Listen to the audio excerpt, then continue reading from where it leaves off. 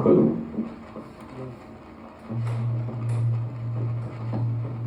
All is the evening.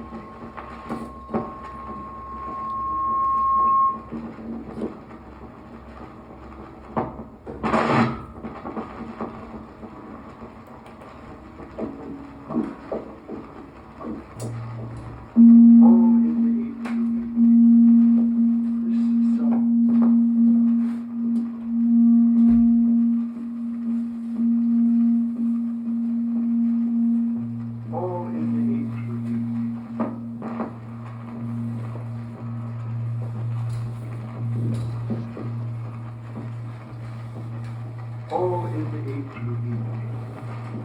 This song was written by me.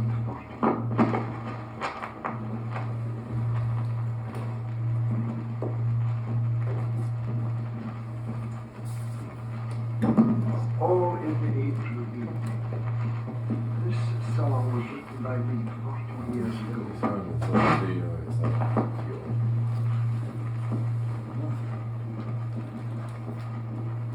All in the April evening.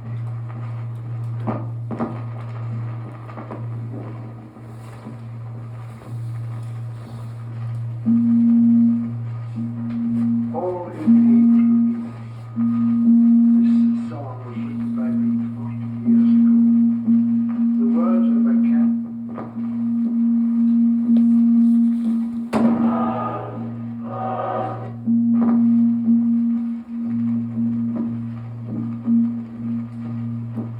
All in the April evening.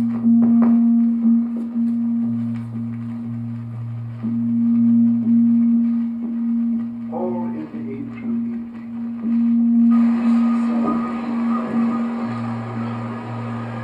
The words of a cat.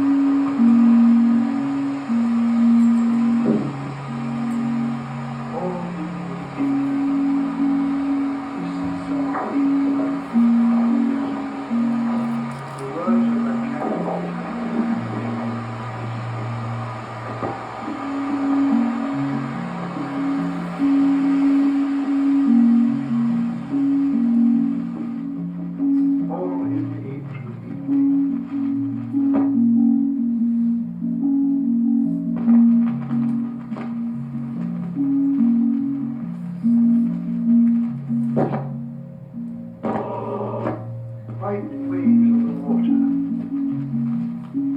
In the poem here, Joseph Mary Plunkett, an Irishman, likens Ireland to Manon and his daughter arising from the sea.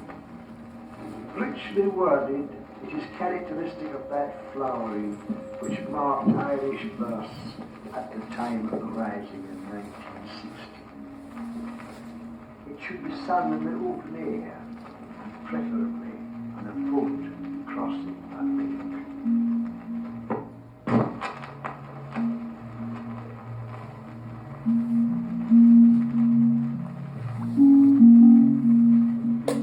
All in the April evening. This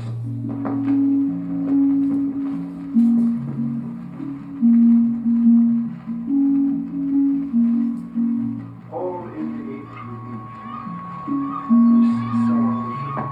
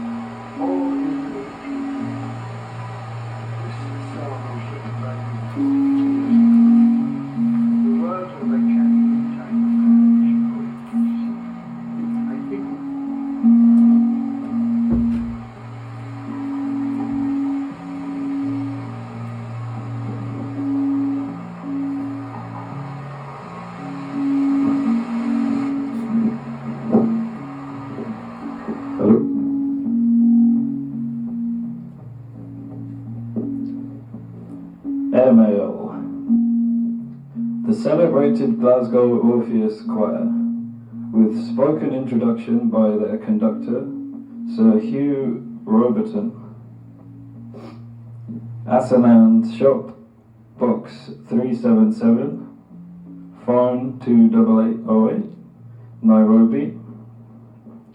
The Glasgow Orpheus Choir.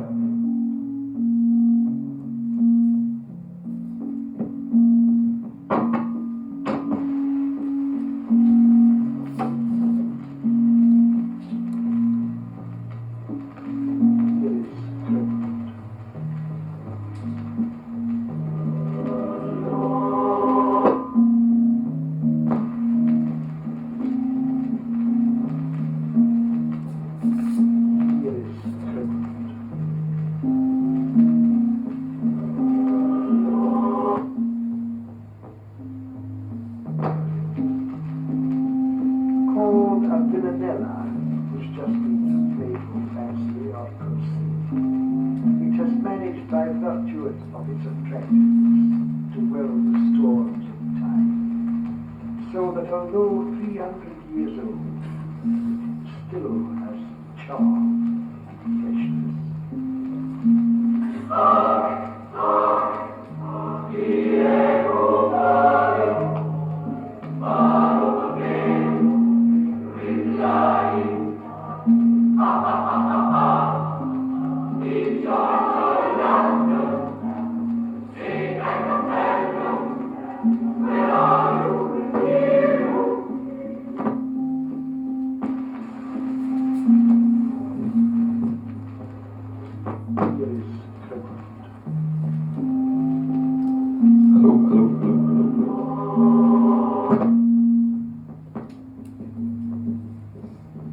Glasgow Orpheus Choir was founded in 1901, disbanded in 1951. It started in a working men's club, and over the 50 years of its life, I held the office of its conductor. Indeed, I've been described as its only begetter. Certainly it grew up around me, and it came to occupy a position so unique that when, through advancing years, I had to announce my resignation, the members unanimously decided to call it a day. There was at once a great public outcry, but the choir as a body stood firm, supported as they were by practically all those who knew the choir best and loved it most. Their view was, as our president put it, the Orpheus is HSR, and HSR is the Orpheus. For in the words of another member, we are allowing the choir to die in order that it may live. What was the secret of the choir's great hold on the public? What was its appeal? To find an answer to those questions would be as vain as to try to strain the blue from the sky. That it had a hold on the public is undeniable, and not simply the Glasgow public. Wherever it went, the Orpheus was welcomed and acclaimed, and it went far, giving regular concerts in England and Ireland as well as at home. And it may well have gone further and done more, but for the fact that its work was trisected and interrupted by major and devastating wars. As it was, its itinerary in the years of its being embraced 6 European countries as well as the USA and Canada. Not a bad record.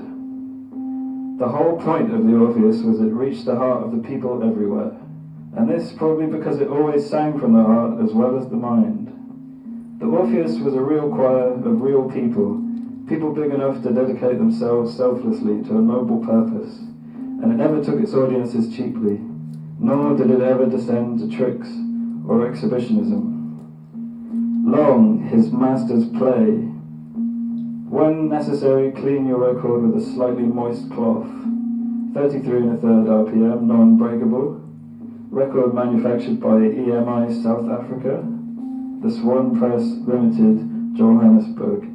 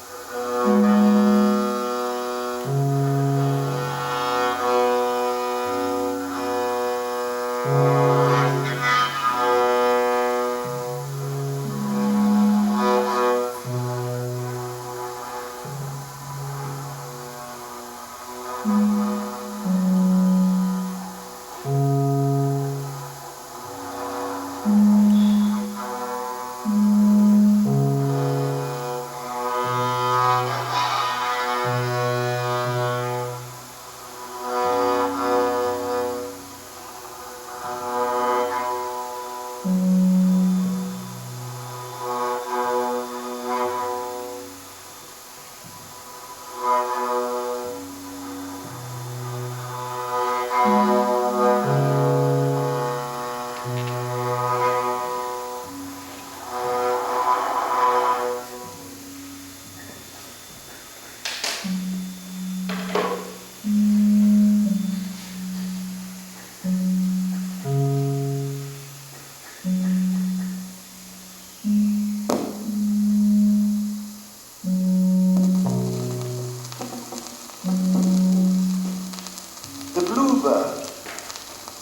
little bit of coral tone pink, in which the bird, caught between the blue of the sky and the blue of the lake, becomes indeed a blue bird's scent.